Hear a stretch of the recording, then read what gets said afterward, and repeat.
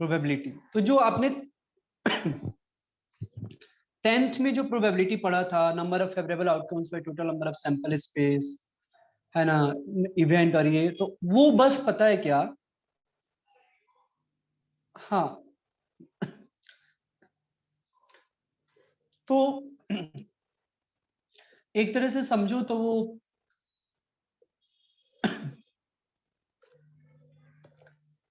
30 to 40% ही आपने probability पढ़ा था, जो 11th में जो पढ़ना है वो 11th का 30 to 40% ही आपने 10th में पढ़ा था।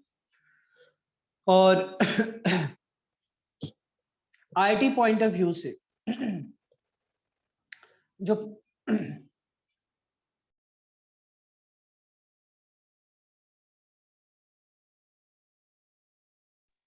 आईआईटी पॉइंट ऑफ व्यू से जो प्रोबेबिलिटी पढ़ना है उसमें बहुत सारी चीजें हैं, और दो ऐसे चैप्टर्स हैं प्रोबेबिलिटी पर, जिस बच्चे जो हैं वो दो चैप्टर्स को ऑप्शंस में रखते हैं, क्योंकि इतना उसके बारे में डराया जाता है ना, इतना हवा बना दिया जाता है ना कि अरे बहुत टफ चैप्टर है ऐसा है। लेकिन ट्रस्ट मी कि अगर आपको समझ में आया है ना, आप क्वेश्चन इससे मिस नहीं होगा। प्रोबेबिलिटी होके थोड़ा सोचना पड़ता है, बट ऐसा भी नहीं रहता है कि इसको ऑप्शंस में रखो। ऑफकोर्स कोई क्वेश्चन सॉल्व नहीं होता है लास्ट में तो हम क्या करते हैं, छोड़ ही देते हैं, है ना। तो प्रोबेबिलिटी के लिए क्या क्या कंसेप्ट जरूरी है प्रोबेबिलिटी पढ़ने के पहले, तो सेट्स सेट्स का जो यूनियन इंटरसेक्शन वाली जो फॉर्मूला है पूरी बाय हार्ट होनी चाहिए। तो आई एम एज्यूमिंग कि वो होगा।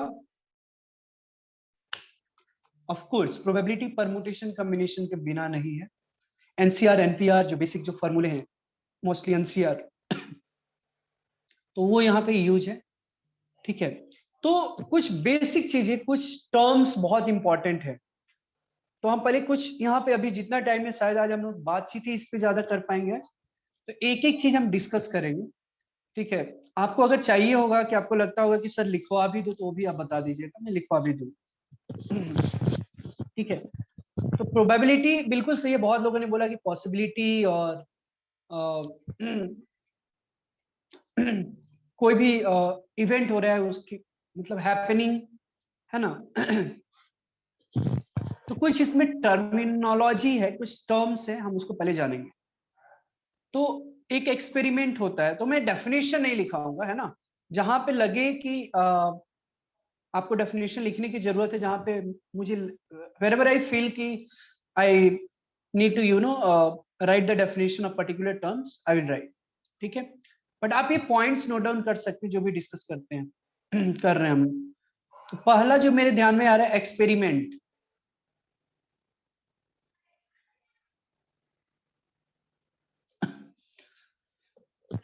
क्या होता है experiment? What do you mean by experiment?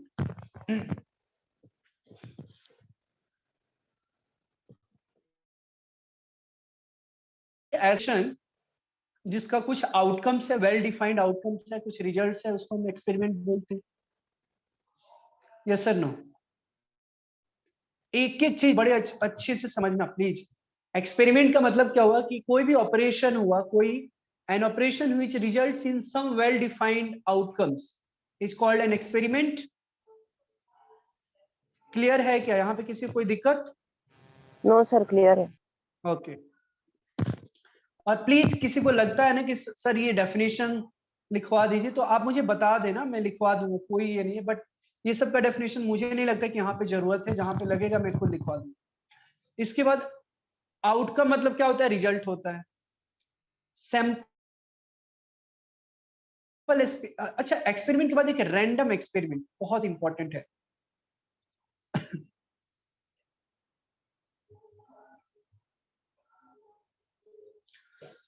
Random experiment का मतलब क्या होता है?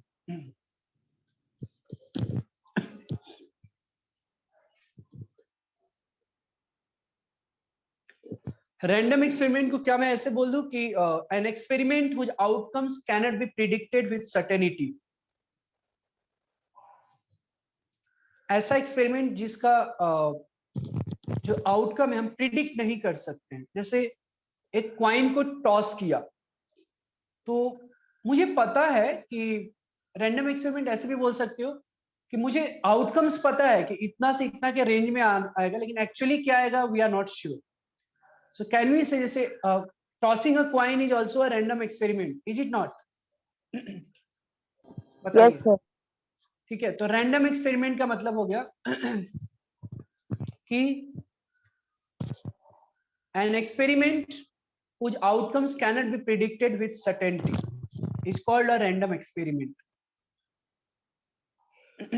Yes, good.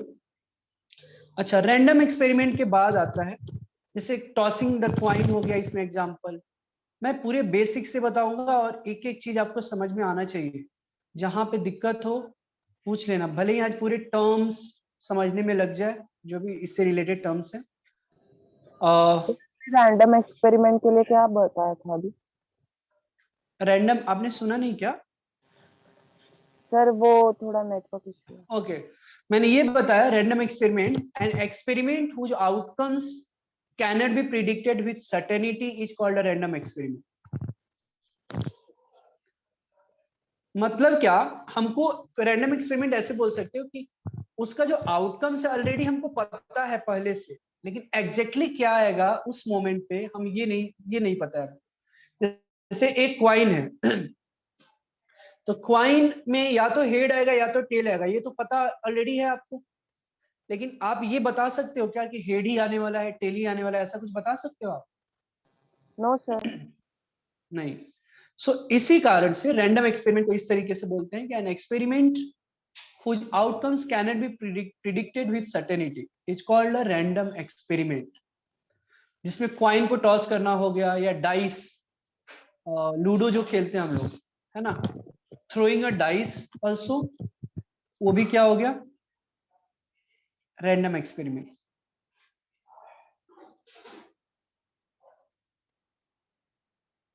ठीक है. अनबायास्ड बोलते हैं, अनबायास्ड. अनबायास्ड मतलब फेयर होता है. ये प्रोबेबिलिटी में बहुत बार यूज होगा, अनबायास्ड. जो शब्द जो मैं यूज कर रहा हूँ ना, the word which I am using here, please ये ना कभी कभी परमुटेशन कम्बिनेशन तो पूरे वो वर्ड्स का, लैंग्वेज का गेम है. अगर वर्ड समझ में आ गया और एंड तो बहुत क्वेश्चन इजी हो जाता है. सो अनबायास्ड मतलब फेयर होता है. अब ये क्यों बताना जरूरी है अनबायास्ड मतलब फेयर? एक मैं प्रोबेबिलिटी पढ़ा रहा था तो एक क्लास में बच्चा बोला कि सर अगर मान लो आपने एक कॉइन को टॉस किया और बीच में वो खड़ा हो गया, गिरा ही नहीं, तो क्या होगा? तो ये सिक्का को गिरना ही है. समझ में आया क्या? वो अनबायास्ड है इसलिए फेयर क्वाइन है. ऐसा बिल्कुल नहीं है कि सिक्का को आपने टॉस किया और वो खड़ा हो गया ऐसे सेंटर में. It's never going to be happen, right? It is considered that either you will get head और टेल, सिंपल. ठीक है, तो अनबायास्ड मतलब फेयर. इसके बाद आता है सैंपल स्पेस. बताइए सैंपल स्पेस का मतलब सब किसी को पता है? सैंपल स्पेस, सैंपल स्पेस का मतलब, अच्छा, सैंपल स्पेस का मतलब क्या होता है बताइए? सैंपल स्पेस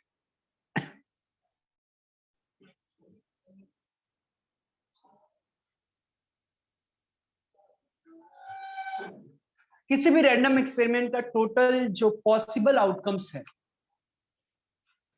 उसको हम लोग क्या बोलते हैं? सैंपल स्पेस बोलते हैं. तो इसको मैं लिख देता हूं, the set of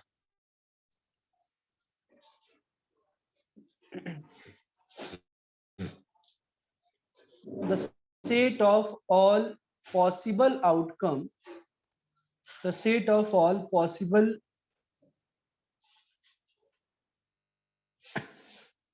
the of a random experiment of a random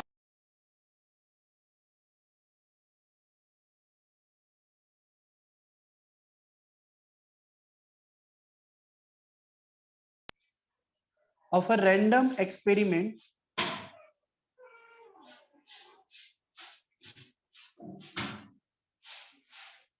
of a random experiment is called the sample space. is called the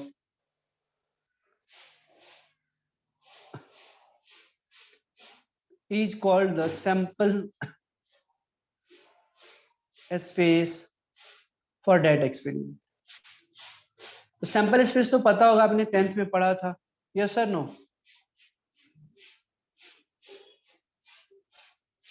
बताइए, सैंपल स्पेस पढ़ा था क्या आपने 10th में?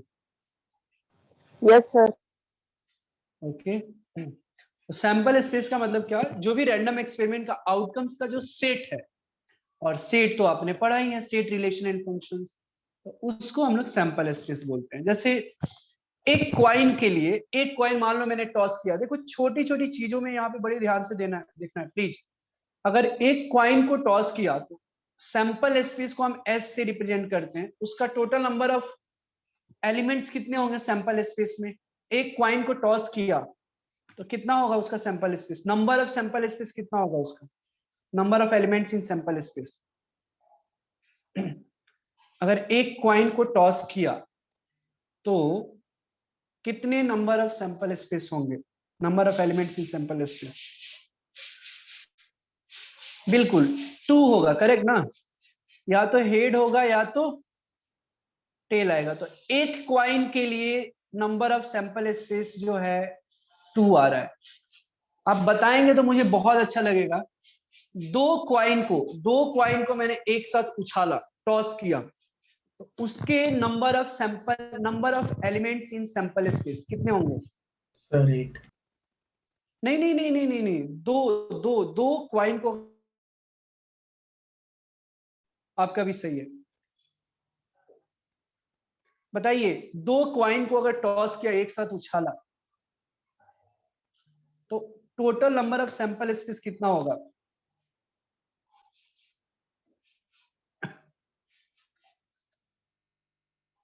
यस मयंक सही है। बाकी बाकी स्टूडेंट्स बताइए, दो आप लोग समझ पा रहे हैं क्या? जैसे एक क्वाइन को टॉस किया तो हेड आएगा, टेल आएगा, यश सही है। और दो क्वाइन को एक साथ उछाला तो कितने नंबर ऑफ सैंपल स्पेस आएंगे, मतलब number of elements in sample space?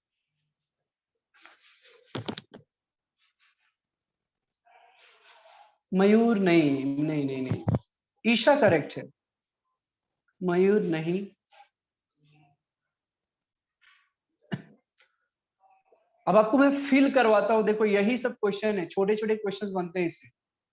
जो एक क्वाइन है, एक क्वाइन के लिए हेड टेल आ गया, सैंपल स्पेस है ना।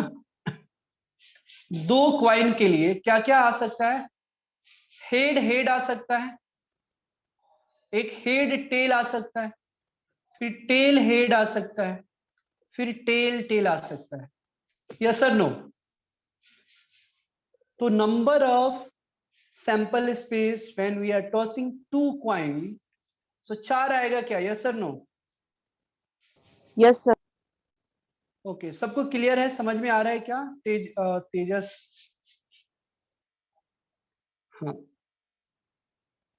ओके गुड, ठीक है। तेजस है कि ना, तेजस समझ में आ रहा है आपको? Yes sir.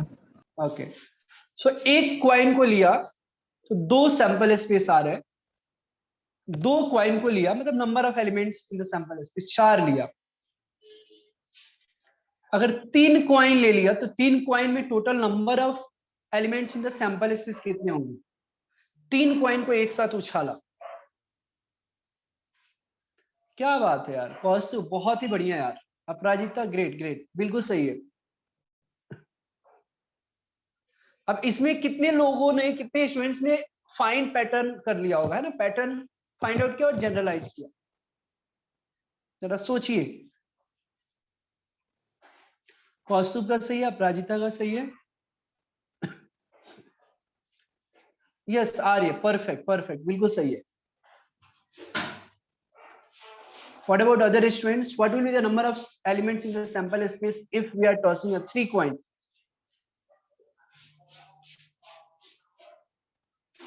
अथर्व नहीं, मयंक सही है, अविद्या सही है, अवनी सही है, ईशा नहीं, एक बार चेक करो फिर से। यश सही है, आप यश रंजन पे मैसेज कीजिए। बिल्कुल सही है। ईशा एक बार चेक करो। पीयूष सही है, वेरी गुड।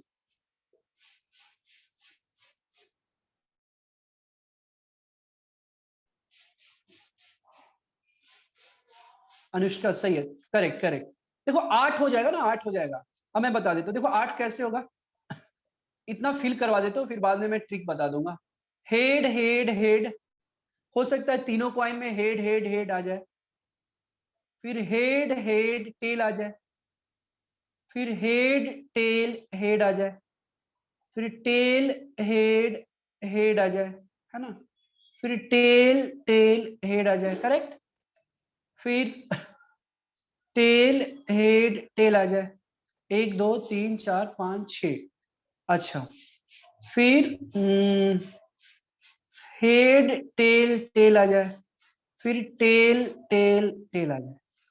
तो टोटल 8 हो गए क्या? ओ, मतलब एक क्वाइन था तो 2 आ रहा है, मतलब 2 का पावर 1, 2 आ गया। 2 क्वाइन था मतलब ये 2 का पावर 2, है ना। 3 क्वाइन है तो 3 क्वाइन है मतलब 2 का power 3। Fine pattern and generalise. So 4 coin होगा तो total number of sample space कितना हो जाएगा? 2 raised to 4। अगर किसी ने पूछा कि 6 क्वाइन का सैंपल स्पेस कितना होगा तो हम काउंट करते रहेंगे, हम भिखारी बन जाएंगे काउंट करते करते। ये तो ठीक है, कुछ बड़े नंबर ऑफ कॉइन आ जाए तो एक ट्रिक है, पैटर्न फाइंड आउट किया और मैं इसको जनरलाइज कर रहा हूँ। तो 4 क्वाइन है तो 16 आ गया, ठीक है। यस, बिल्कुल सही है। तो नंबर ऑफ, यहां पे लिख देता हूं, नंबर ऑफ एलिमेंट्स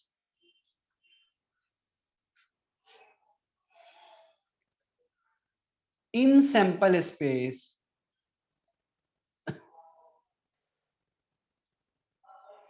यही छोटे छोटे चीज ना प्रोबेबिलिटी की जो ब्यूटी है ना वो बढ़ा देता है। ऐसे जब हम डिस्कस करते हैं इतने जबरदस्त इसमें क्वेश्चंस आपको मिलेंगे, ठीक है ना। और इसमें परमुटेशन कॉम्बिनेशन का कॉम्बो और प्रोबेबिलिटी का कॉम्बो देखना आप, इतना मजेदार क्वेश्चन बनते हैं ना इस पे। Number of elements in sample space if we are tossing और flipping n number of coin, तो 2 to the power n हो जाएगा, ठीक है। इसको लिख लीजिए।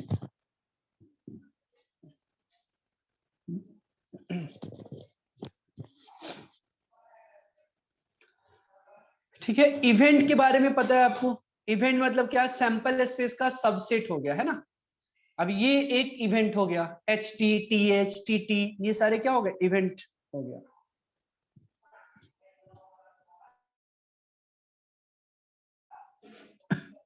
फिर इसके बाद फेवरेबल आउटकम से आपको पता है ना, कि वो आउटकम जो an outcome belongs to the specified events is called favourable outcomes. आगे बढ़े ना। सर 1 मिनट लिख रहे हैं। Okay okay.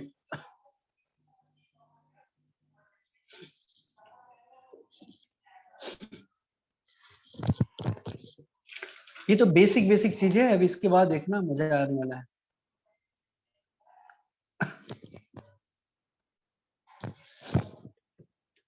एक एक चीज को इसमें प्लीज समझने की कोशिश कीजिएगा, और कहीं भी दिक्कत है मेरे से पूछ लेना, मुझे कोई जल्दी नहीं है ना। मेरी कोशिश यही रहती है कि आपको एक एक कंसेप्ट समझ में आए, that gives me satisfaction.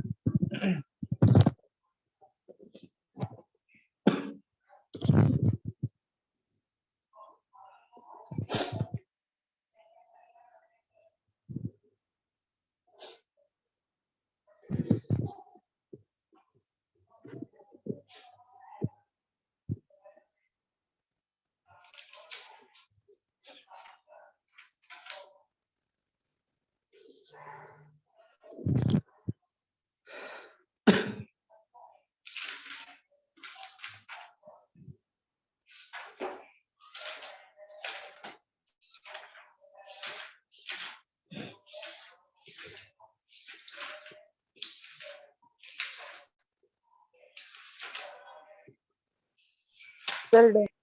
Okay इसके बाद आता है टाइप्स ऑफ इवेंट, है ना, टाइप्स ऑफ इवेंट आता है। तो इसमें एक सिंपल इवेंट होता है, या तो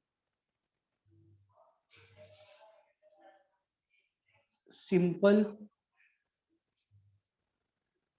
इवेंट, या तो हम इसी को एलिमेंट्री इवेंट बोलते हैं, सिंपल इवेंट और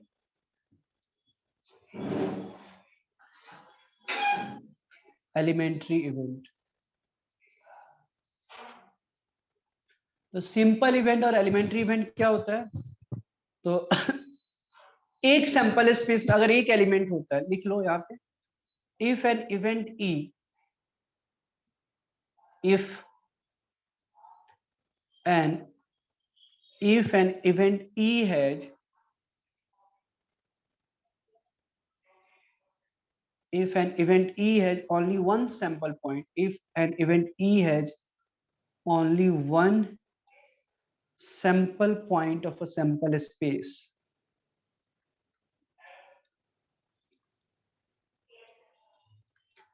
if an event E has only one sample point of a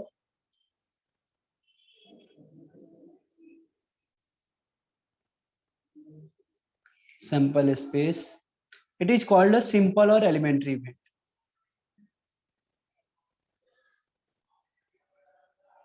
It is called a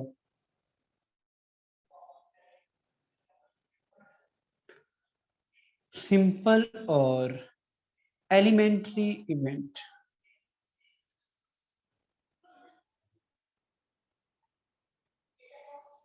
ठीक है, मतलब एक एलिमेंट आ जाए ना नंबर ऑफ सैंपल स्पेस में, तो उसको हम लोग क्या बोलते हैं, एलिमेंट्री इवेंट। इसके बाद आता है मिक्स्ड इवेंट और कंपाउंड इवेंट।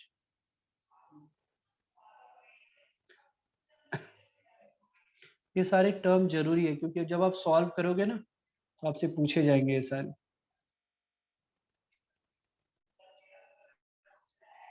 मिक्स इवेंट और मिक्स्ड इवेंट या कंपाउंड इवेंट, या इसी को बोलते हैं composite event.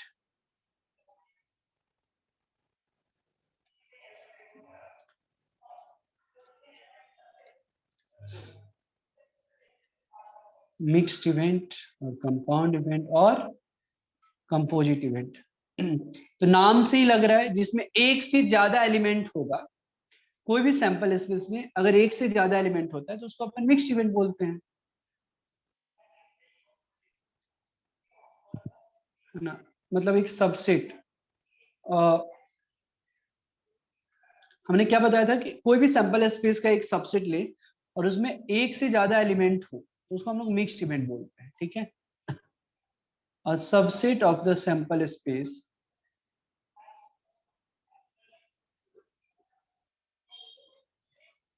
a subset of the sample space S which contains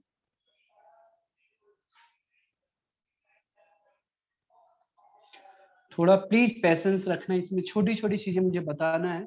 कभी कभी ऐसा लग सकता है कि अरे ये क्या है, लेकिन सारे टर्म्स आपको पता होने चाहिए, हम ऊपर ऊपर नहीं जाएंगे। A subset of the sample space S which contains more than one element,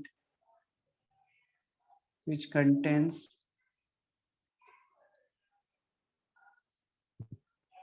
more than one element is called a mixed event. Is called mixed. A subset of the sample space which contains more than one element is called mixed event. हाँ बिल्कुल, हाँ। ओ अच्छा अच्छा, simple event का हमने example नहीं दिया क्या? ओके, मैं दोनों एग्जांपल दे देता हूँ, सिंपल इवेंट का भी देता हूँ और मिक्स्ड इवेंट का भी देता हूँ। ओके, ये पहले डेफिनेशन लिख लीजिए। So I will give you example of both simple and mixed event.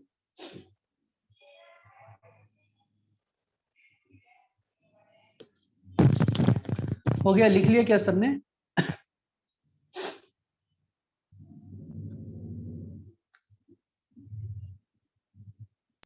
Yes sir.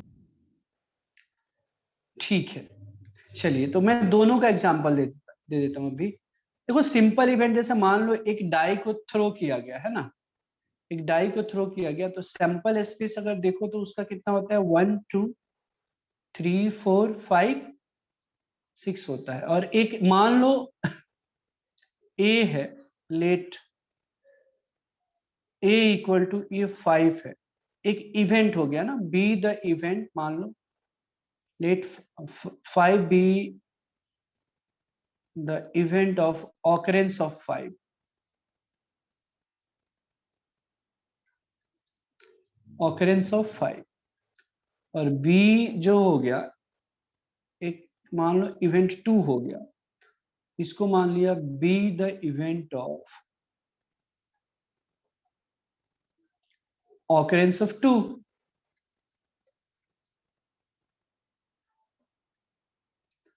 तो ए और बी को हम क्या बोलेंगे यहाँ पे, सिंपल इवेंट बोलेंगे या एलिमेंट्री इवेंट बोलेंगे, क्योंकि इसमें एक एक एलिमेंट हो रहा है। तो A and B are simple events या एलिमेंट्री इवेंट्स बोल सकते।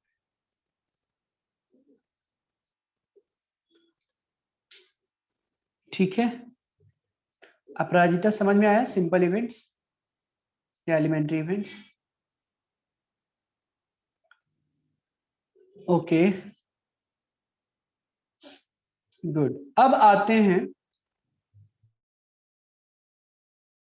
मिक्स्ड इवेंट्स का एग्जांपल। ठीक है, तो मैंने मान लो कि 3 कॉइन को टॉस किया। ठीक है, एक एक्सपेरिमेंट ले रहा हूं जिसमें 3 कॉइन को मैं साथ में टॉस कर रहा हूं। Okay, tossing a coin thrice, एक ही कॉइन को, सॉरी ऐसे नॉट 3 कॉइन्स, एक कॉइन को मैं 3 बार टॉस कर रहा हूं, ऐसे लिख देता हूं, टॉसिंग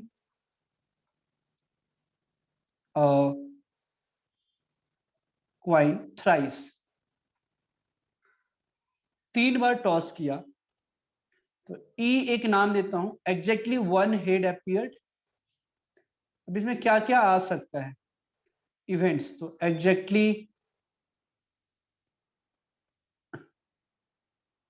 1 हेड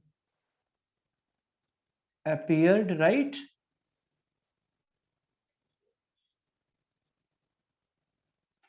F दे देता हूं, एटलीस्ट 1 हेड appeared, एटलीस्ट मतलब तीनों बार हो सकता है, एटलीस्ट 1 हेड appeared, करेक्ट। और EF हो गया, G दे देता हूं, at most 1 head appeared,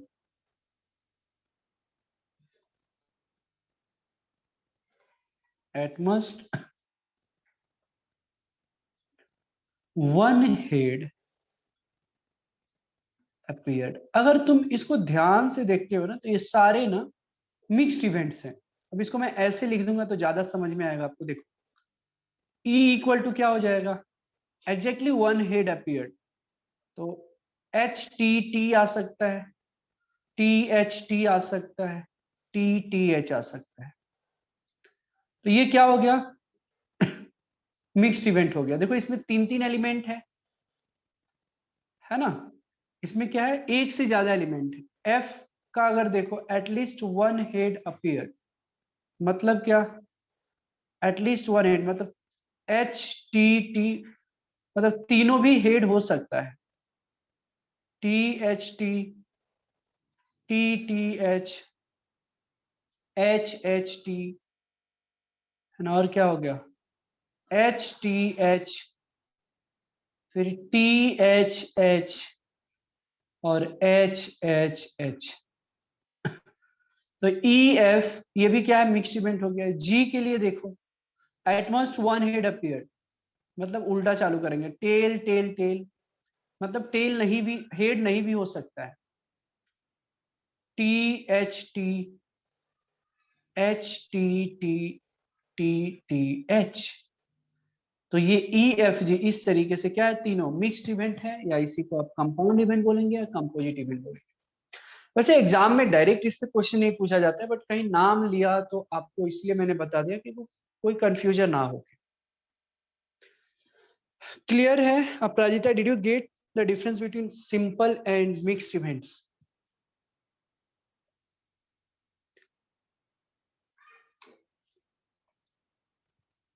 okay, ठीक है। किसी को कोई कंफ्यूजन है यहाँ पे, कोई डाउट है तो पूछ सकते हैं। सर ऐसे वर्ड्स में भी उसको लिखते हैं क्या, मतलब इस तरह से डिफरेंशिएट करके? नहीं नहीं, इसको वर्ड्स में मैं आपको समझाने के लिए लिखा। जब से ऐसे लिखना होता है तो ऐसे लिखते हैं, जब ना काउंट करने की जब बात होगी तो तब तो हमको ऐसे ही लिखना पड़ेगा ना, वो समझाने के लिए आपको मैंने वैसे बताया। Yes, okay sir. हो गया क्या सबका? सर 1 मिनट लिख रहे हैं। Okay.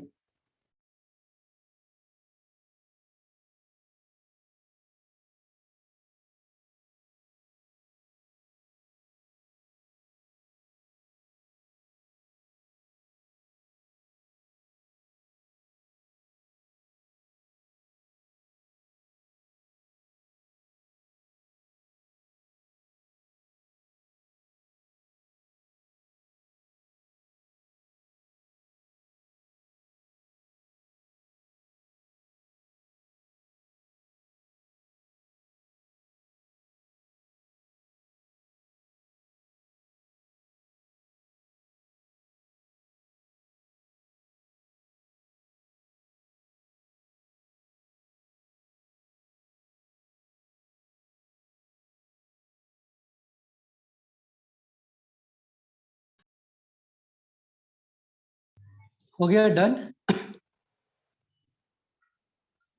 No sir. Okay.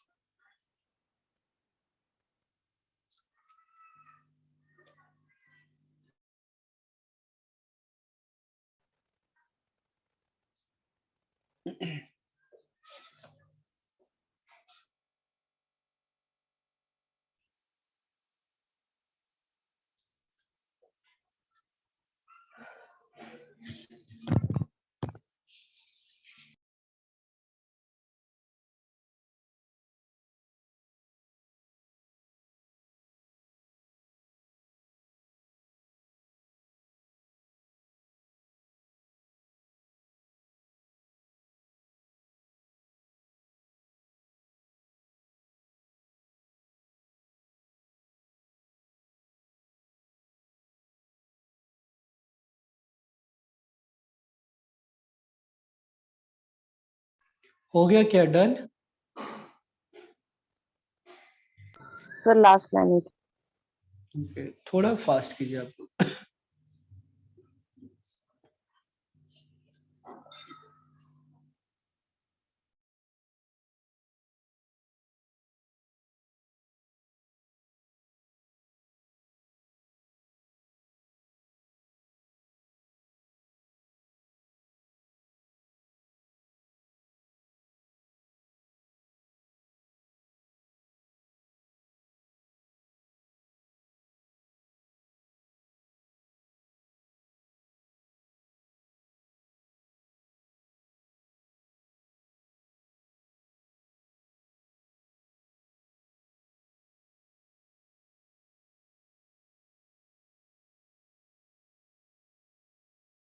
Sir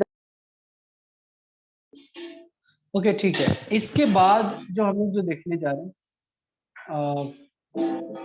that is something called algebra of events. ठीक है, अलजेब्रा ऑफ इवेंट्स। तो अलजेब्रा ऑफ इवेंट्स क्या होता है ये हम लोग समझने की कोशिश करेंगे। Algebra of events.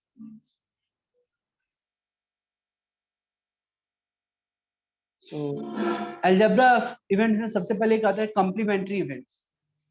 ठीक है, आपने कॉम्प्लीमेंट एंगल पढ़ा होगा, ये कॉम्प्लीमेंट्री इवेंट्स है, मतलब जो पूरा करता है उसको, है ना, कॉम्प्लीमेंट्री इवेंट्स। मैं बताता हूँ एग्जांपल देके।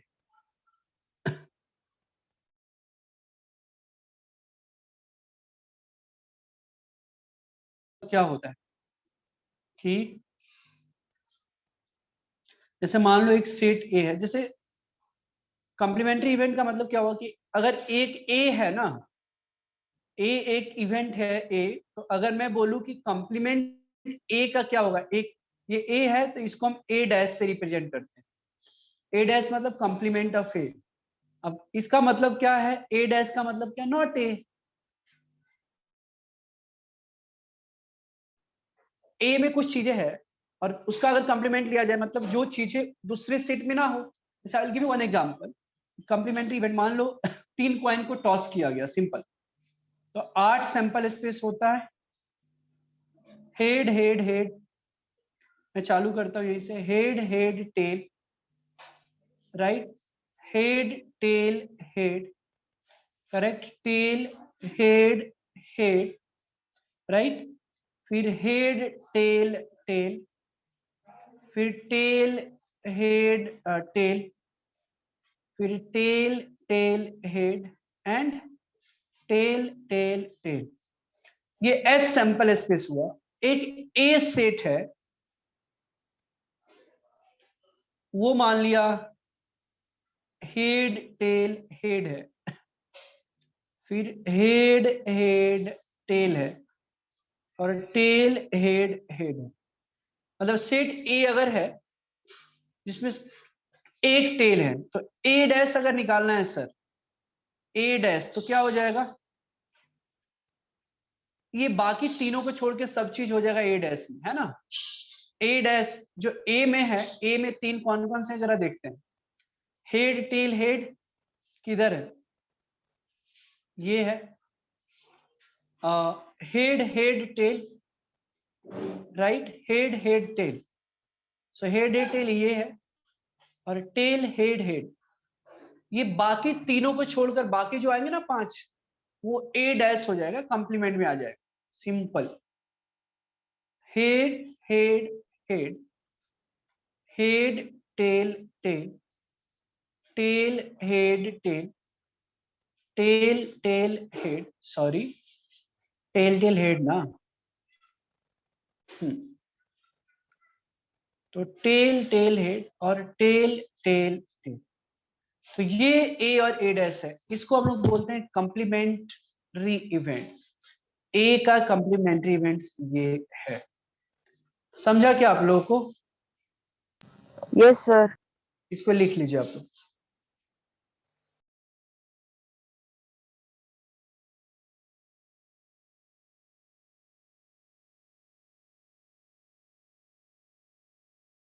अब थोड़ा इंटरेस्टिंग चीजें, अब बाकी थोड़ा पहले हो सकता है कि थोड़ा बहुत आपको जानकारी हो, अभी थोड़ा एक एक चीज थोड़ा आगे की तरफ जाएंगे।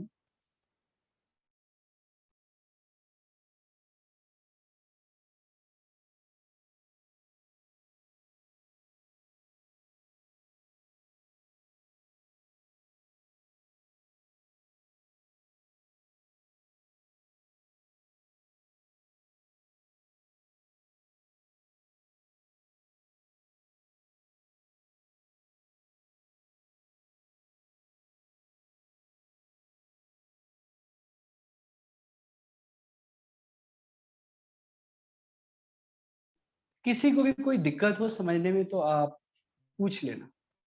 अच्छा, आपको पता है ना श्योर इवेंट क्या होता है, जिसकी प्रोबेबिलिटी 1 हो, है ना, 100% हो। और इम्पॉसिबल इवेंट मतलब क्या, जिसकी प्रोबेबिलिटी 0 हो, है ना, तो इम्पॉसिबल इवेंट उसको बोलते हैं।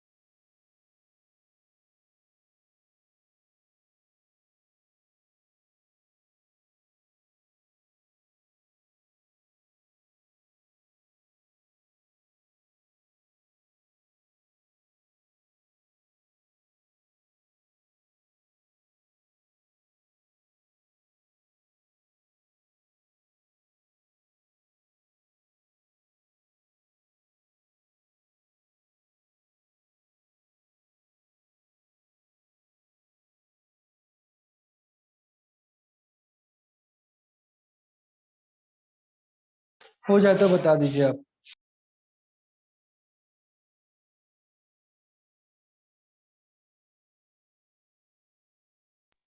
सर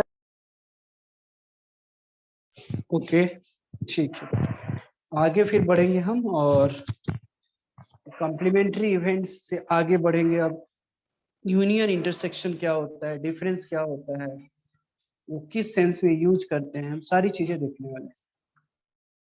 ठीक है, लिखिए नेक्स्ट, द इवेंट ए और बी का मीनिंग क्या होता है। वैन आई से, मैं पूरा उसको डिस्क्राइब कर रहा हूँ ताकि बाद में कंफ्यूजन ना हो क्या आपको, है ना, वो यूज होता ही होता है। मान लो इवेंट ऐसे है, द इवेंट ए और बी, है ना, ए और बी का मतलब क्या है, तो इसका मीनिंग ये होता है, इसका मतलब ये है, इधर ए और बी, इसका सेंस समझने की कोशिश कीजिएगा। ठीक है, इसका मतलब है union of two sets. Correct, हम दोनों बात सेम ही होती है। ए यूनियन बी मतलब A union B is the event, और के लिए यूनियन यूज करते हैं। A union B is the event, कौन सा इवेंट है भाई बताओ, इधर ए और बी और बोथ। ये जो मैं स्टेटमेंट लिख कर दे रहा हूं ना, ये ध्यान में रखना है, कंफ्यूज नहीं होना है, ये हमेशा यूज करेंगे हम, इधर ए और बी और बोथ। इसको हम लोग बोलते हैं ए यूनियन बी, या इसी को हम ए और बी भी बोलते हैं। क्लियर है यहां तक, कोई कंफ्यूजन?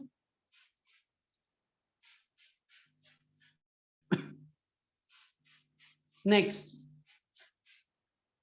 इवेंट एंड के बारे में आता है, the event A and B. Correct, तो सर ए, हाँ जी बोलिए। सर ए यूनियन बी में हम ए और बी दोनों भी लेते हैं ना, तो फिर इधर ए और बी कैसे हुआ? अब देखो, जो चीज मैं बता रहा हूँ ना, उस चीज को आप समझ के रखिए, ठीक है। इसमें जो चीज मुझे बताया गया है यही मीनिंग होता है, ठीक है ना, यहाँ पे कंफ्यूज नहीं होना है।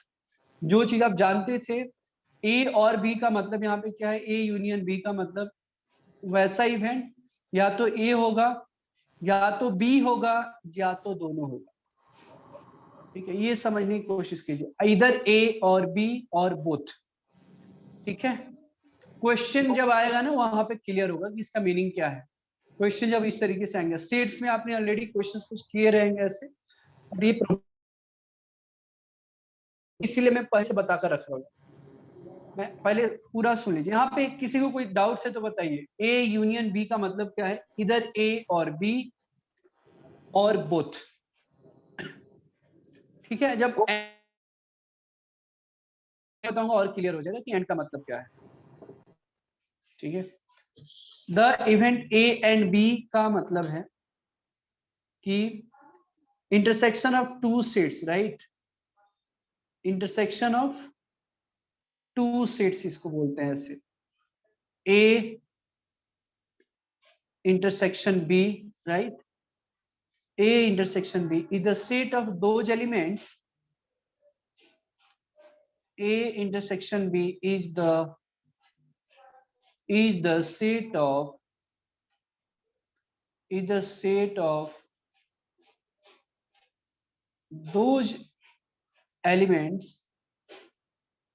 set of those elements which are common to both A and B, which are common to both A and B. ठीक है, यही मतलब है जो दोनों में जो कॉमन है। क्लियर है क्या? यहाँ पे एंड के लिए हम ये यूज करेंगे जब दोनों में जो कॉमन है।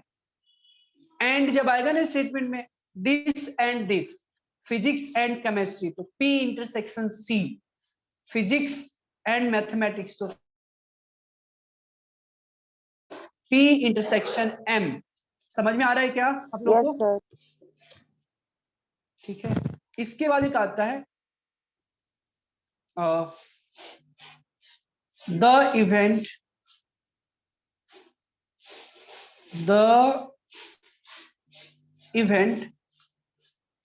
A but not B, the event A but not B। ठीक है, अब इसका मतलब क्या होता है? The event A but not B, इसका मतलब है हम A माइनस बी निकालना है। आपने पढ़ा है डिफरेंस ऑफ टू सेट्स, आपने पढ़ा होगा सेट्स में, है ना, डिफरेंस ऑफ टू सेट्स। इसका मतलब क्या है? जो A में है B में नहीं है। अगर मैं B माइनस ए अगर होता है, इसका मतलब क्या है? जो B में है A में नहीं है, राइट? है ना? तो A minus B, event A but not B, it actually means A minus B is the set of all those elements, is the set of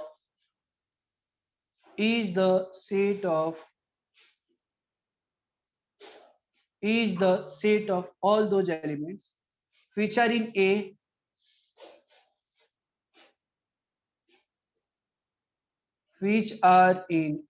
but not in B,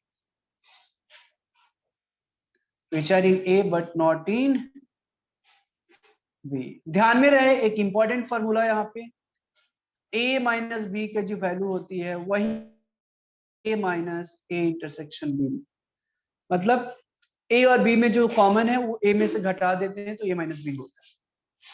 ठीक है, इसको लिख लीजिए। अब यहाँ पे किसी को भी कोई भी डाउट है तो पूछ लीजिए।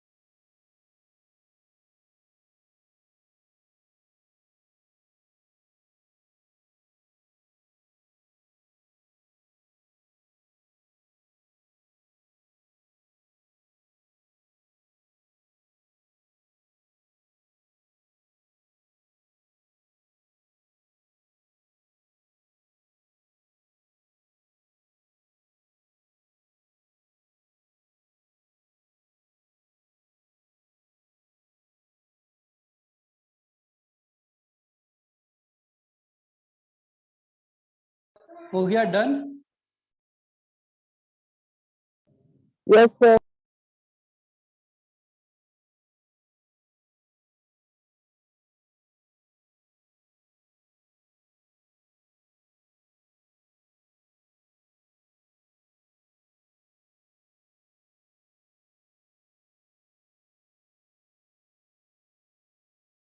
नेक्स्ट चीज, डिफरेंट टाइप्स ऑफ इवेंट्स में एक आता है इक्वली लाइकली इवेंट्स, है ना?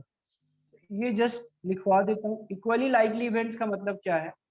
जैसे एक क्वाइन लिया तुमने और जब टॉस किया तो हेड और टेल आने की जो पॉसिबिलिटी है ना, वो 50-50% है ना। इक्वली लाइकली इवेंट्स, नाम से ही लग रहा है इक्वली लाइकली इवेंट्स, राइट?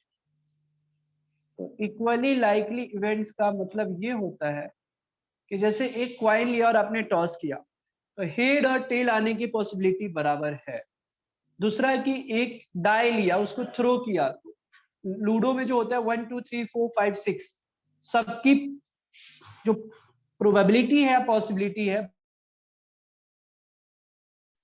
मतलब एक्चुअली अगर डिफाइन, अगर कोई पूछे कि how to define equally likely events, तो cases, there are some cases और outcomes are said to be equally likely when we do not have any reason to believe that one is more likely to occur than the other। मतलब कोई भी हमारे पास कोई reason नहीं होनी चाहिए, ठीक है? मतलब इनर्ट से अगर मैं बताऊं तो पॉसिबिलिटी, जैसे एक क्वाइन को टॉस किया आपने तो हेड और टेल आने की प्रोबेबिलिटी कितनी होगी? 50-50%, हाफ हाफ। एक डाई है, उसको अगर थ्रो की 2 3 4 5 6 में से प्रोबेबिलिटी जो है आने की वो सेम होगी, करेक्ट? ठीक है। सो ये हो गया इक्वली लाइकली इवेंट्स। आप इसका एग्जांपल लिख सकते हैं, टॉसिंग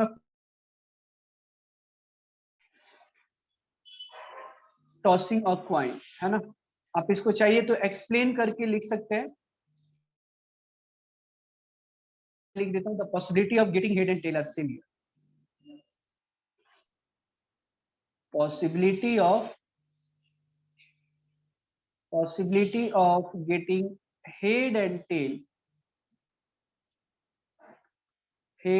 टेल आर सेम, ठीक है? एक होता है एडजस्टिव इवेंट्स, इसके बाद exhaustive events, right? Exhaustive cases बोलते हैं या इसी को हम इवेंट्स बोलते हैं।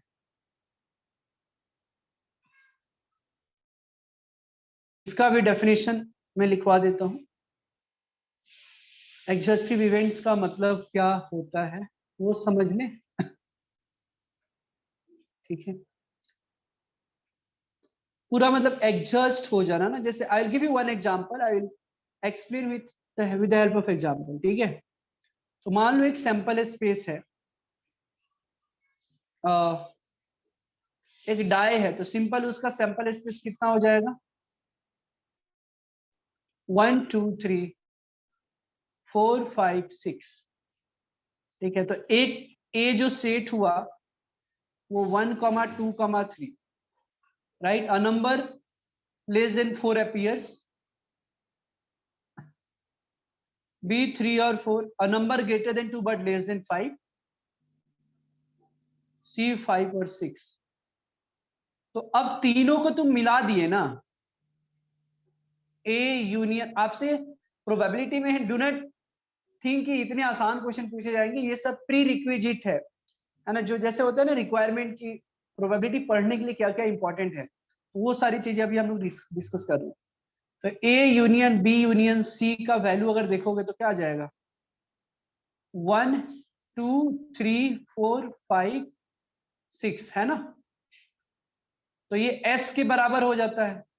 तो ये एडजस्टिव इवेंट्स हो गया, मतलब जो जो इवेंट्स थे सारे एडजस्ट हो गए, है ना?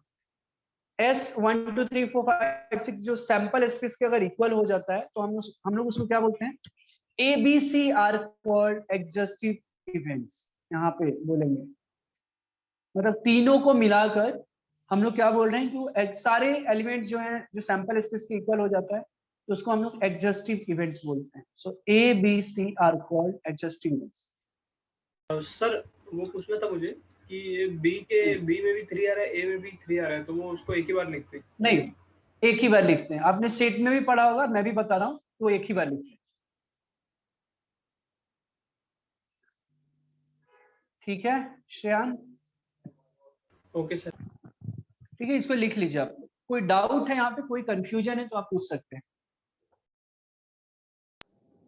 सर ये एक बार फिर से समझाइए ना, एग्जॉस्टिव कॉजेस। कॉजेज नहीं है यार, वो केसेस, एग्जस्टिव केसेस या सॉरी इवेंट। सर। जब मैं बोल रहा हूँ तो उसको ध्यान से सुनना भी है। ठीक है, एग्जस्टिव केसेस या इवेंट्स। इसको एग्जस्टिव मतलब क्या होता है, अगर लिटरल मीनिंग देखें तो एडजस्ट हो जाता है, मतलब पूरा सेचुरेट हो जाना। तो ये अगर सैंपल स्पेस 1 2 3 4 5 6 है यहाँ पे, और एक ए बी सी है, मान लो एक डाई हमने थ्रो किया। ठीक है, एक डाई थ्रो कर रहे हैं, उसका सैंपल स्पेस ये है, और 3 इवेंट ले रहे हैं ए बी सी। फर्स्ट जो इवेंट्स है वो मान ले रहा हूं कि a number which is less than 4, जो 4 से कम है वो नंबर अपीयर हो रहा है।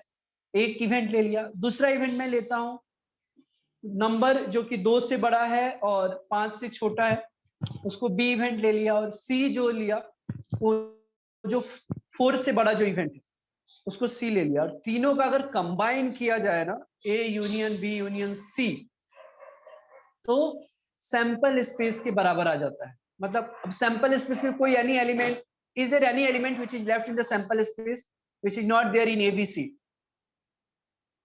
बताओ मयंक। No sir.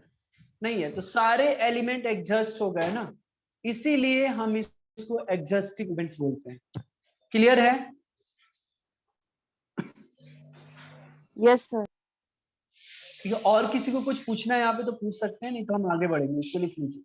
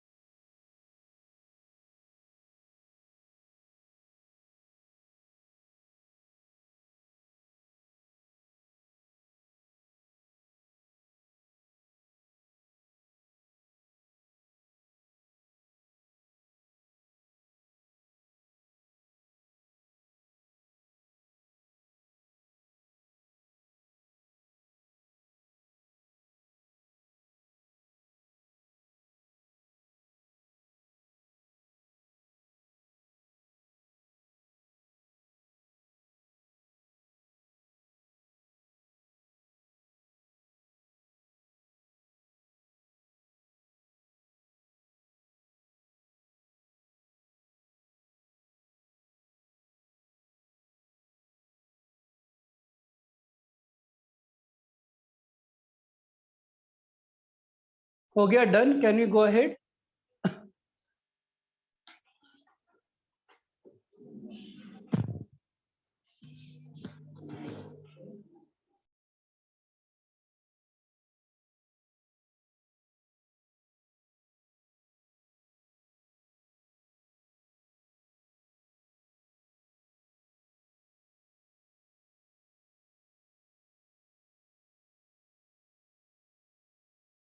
हो गया क्या? डन?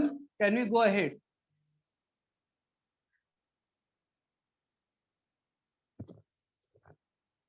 क्या मेरी आवाज Yes, नहीं sir. आ रही? ओके, ठीक है। इसमें ये छोटे छोटे चीज बहुत इंपॉर्टेंट हैं, थोड़ा लग रहा नेक्स्ट क्लास से प्रॉपर हम क्वेश्चन इस पे आएंगे, अभी तो बस सारे टर्म समझने हैं।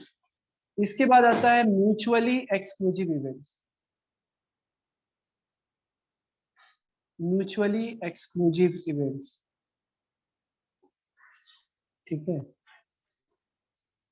इसका मतलब क्या होता है म्यूचुअली एक्सक्लूसिव इवेंट्स का मतलब? ये थोड़ा सा ना शुरुआती में थ्योरेटिकल है, थोड़ा इंपॉर्टेंट है ये टर्म्स जानना। म्यूचुअली एक्सक्लूसिव इवेंट्स का मतलब क्या होता है, इसी को हम डिसजॉइंट इवेंट भी बोलते हैं। This is also called disjoint events, right? Disjoint, इसी को हम क्या बोलते हैं, डिसजॉइंट इवेंट्स भी बोलते हैं।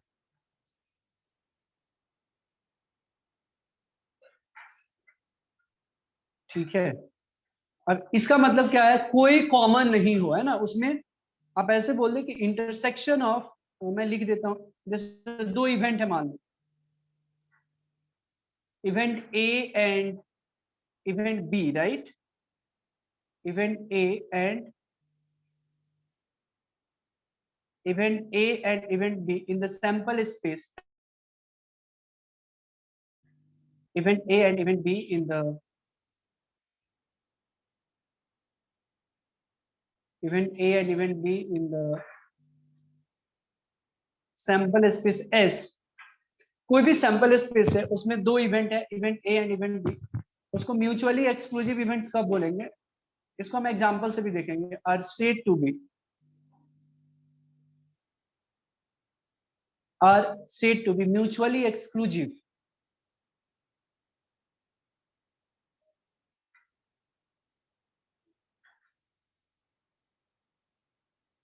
are said to be mutually exclusive if they do not have any common, or no, there is nothing common, right?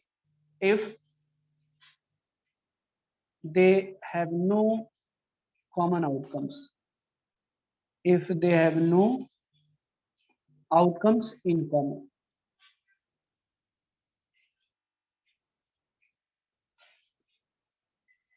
हमने क्या लिखा? if they have no outcomes in common, मतलब एक इंडिपेंडेंट है, एक दूसरे से कोई डिपेंडेंसी है ही नहीं। if they have no outcomes in common, sir मतलब कॉमनैलिटी, मतलब जैसे कुछ ना। हाँ मतलब कॉमन नहीं होना चाहिए। मैं एग्जांपल भी दे देता हूँ श्याम, क्लियर हो जाए। if they have no outcomes in common, या ऐसे बोल सकते हैं दूसरे शब्दों में कि intersection of mutually exclusive events, intersection of mutually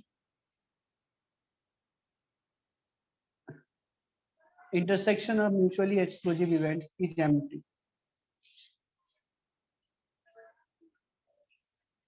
is empty। हम एग्जाम्पल के थ्रू समझने की कोशिश करते हैं। इसी को मैं डिसजॉइंट इवेंट्स भी बोला जाता है, ठीक है। जैसे मान लो एक सैंपल स्पेस लिया, set of all positive integers not exceeding 5, मतलब ऐसे है 1 2 3 4, कहां तक? 45 46 40 50 तक है, ठीक है।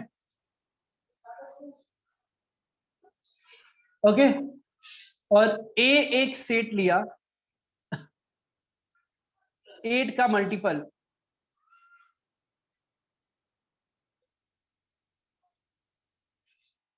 है ना। बी एक सेट लिया 13 का मल्टीपल। अब बताइए ए एंड बी में इंटरसेक्शन है क्या, कुछ कॉमन है क्या, ये बताओ।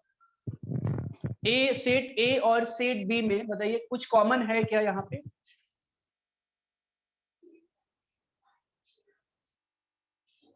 No, sir. कोई कॉमन नहीं है, मतलब 5 है ना, 5 मतलब कोई भी एलिमेंट्स कॉमन नहीं है, because no elements of S is, कोई भी एलिमेंट ए और बी में देख रहे हो तो कोई भी कॉमन नहीं है, अलग अलग है। ए और बी को हम लोग क्या बोलेंगे, म्यूचुअली एक्सक्लूसिव इवेंट्स बोलेंगे या डिसजॉइंट इवेंट्स बोलेंगे, क्योंकि दोनों का इंटरसेक्शन जो है मतलब नल है, कुछ है ही नहीं उसमें। ठीक है, ठीक है। सो यहाँ पे A and B are disjoint events या म्यूचुअली एक्सक्लूसिव इवेंट्स। इसको लिख लीजिए।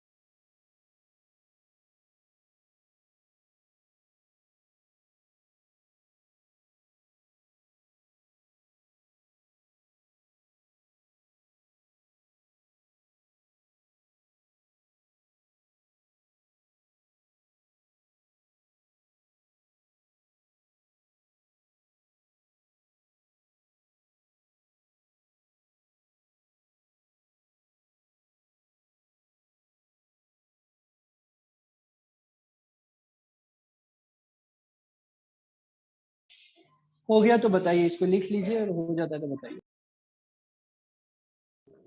Sir done.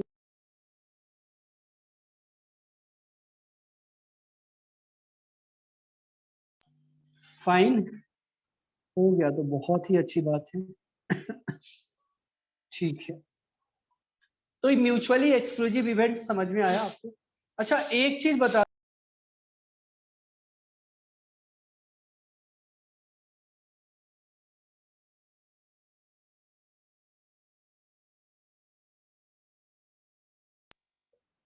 सर आपकी आवाज नहीं आ रही। हाँ wait a second, wait a second.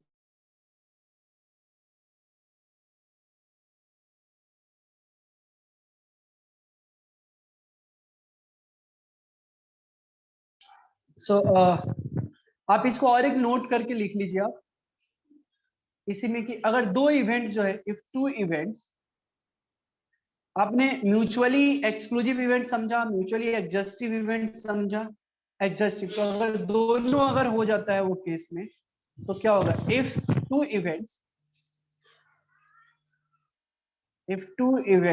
A and B are mutually exclusive and events, mutually exclusive,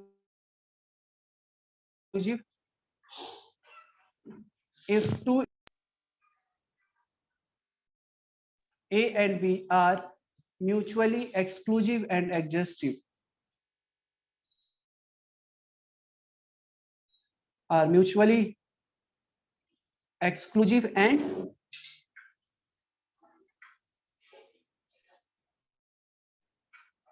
adjustive, then they are called complementary events। और मैंने complementary events के बारे में बता दिया है आपको। then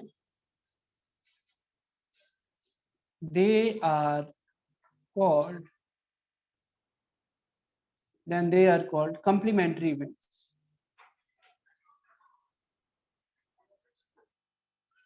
कॉम्प्लीमेंट्री इवेंट्स के बारे में हमने ऑलरेडी चर्चा कर चुका है ना, हमने किया डिस्कशन। ए और ए डैश, इसको लिख लीजिए। If two events A and B are mutually exclusive and exhaustive, उसी को कॉम्प्लीमेंट्री इवेंट्स बोल देते हैं।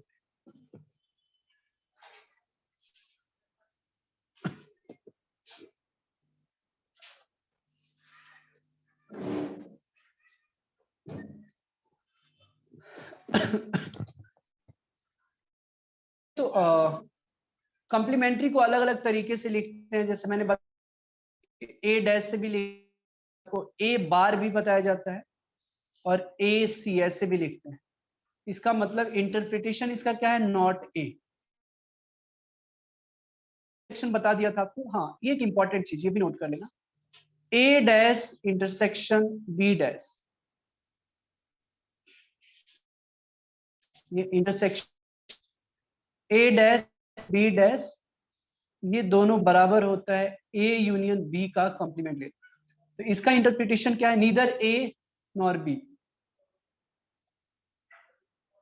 Neither A nor B. तो ये याद रहेगा ना, तो ही आप यूज कर पाएंगे। ए डैश यूनियन, एक मिनट, यूनियन नहीं रहेगा, ए डैश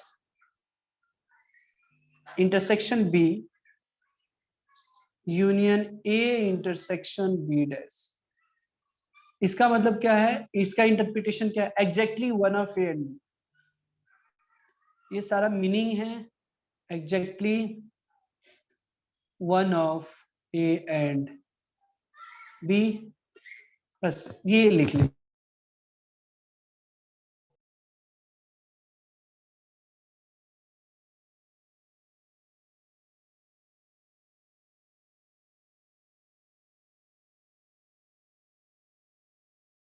हो जाए तो आप लोग बता दीजिएगा।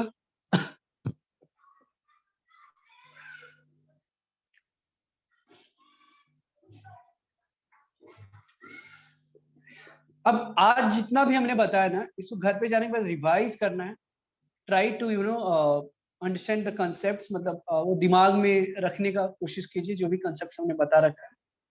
नेक्स्ट क्लास इस पे क्वेश्चन करेंगे। स्टिल अभी बहुत सारी चीजें हैं जो हमने बताया नहीं है, कुछ फॉर्मूले हैं और there are so many things. ठीक है, तो वो नेक्स्ट क्लास में हम करेंगे। ठीक है, तो पहले इतना लिख लीजिए, कुछ अगर डाउट्स है यहाँ तक तो बताइए आप। सर हो गया लिखा। ठीक है, सबको समझ में आया क्या, यहाँ तक क्लियर है? यस। Okay fine. सो हम क्या करेंगे, आज हम यहाँ पे रुक जाते हैं। नेक्स्ट क्लास में कुछ जो बचा है, आप डिफरेंशिएशन का जो भी क्वेश्चन है, जिन्होंने होमवर्क कंप्लीट नहीं किया प्लीज डू इट। ठीक है, और नेक्स्ट क्लास में फिर मैं यहीं से चालू करूंगा। ठीक है, और इस पे questions I just check it out कि इसमें कुछ होमवर्क दिया जा सकता है या नहीं। तो अदरवाइज आप जस्ट कंसेप्ट्स को पढ़िए और कैलकुलस का जो भी क्वेश्चंस अच्छे से कीजिए। आगे नेक्स्ट क्लास में थोड़ा मुझे लगता है 10-15 मिनट और थोड़ा कुछ कंसेप्ट्स होगा, फिर इस पे क्वेश्चन करेंगे। ये कम से कम अभी पूरे प्योर 2 लेक्चर्स तो जाएंगे नेक्स्ट क्लास और उसके बाद वाला और एक लेक्चर्स। ठीक है, तो आज हम यहीं पे रुकते हैं। ठीक है, फिर मिलेंगे नेक्स्ट क्लास में। Thank you very much. ठीक है, किसी को कुछ पूछना है तो आप पूछ सकते हैं। ठीक है। Thank you sir. चलो bye bye bye to everyone.